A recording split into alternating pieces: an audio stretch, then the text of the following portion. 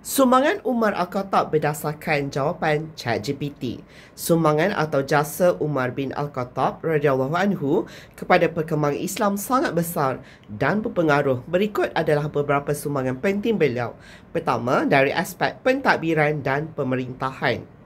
Beliau menubuhkan sistem pentadbiran yang teratur dalam pemerintahan Islam, membahagikan wilayah kekuasaan Islam kepada beberapa daerah dengan melantik gubernur, menubuhkan Baitul Mal iaitu perbendaharaan negara untuk menguruskan kewangan negara. Kedua, dari aspek perundangan, beliau mengembangkan dan menguatkuasakan undang-undang berdasarkan syariat Islam. Bila menyebut perkataan syariat Islam, maksudnya berlandaskan Al-Quran dan As-Sunnah. Seterusnya, beliau memperkenalkan sistem kehakiman yang tersusun dengan melantik seorang kadi ataupun hakim.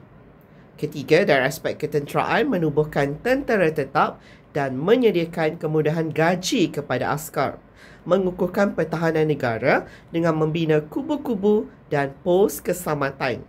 Aspek yang keempat, pembangunan sosial dan ekonomi, menyediakan sistem pencen kepada golongan tua dan miskin, menjaga kebajikan rakyat tanpa mengira agama dan keturunan.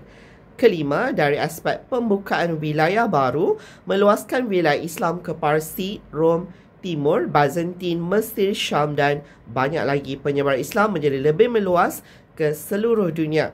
Bila menyebut berkenaan dengan pembukaan wilayah baru, bermaksud Umar Al-Khattab ini melantik gubernur-gubernur untuk mentadbir wilayah-wilayah yang berada di bawah kerajaan Khulafa' Ar-Rashidin.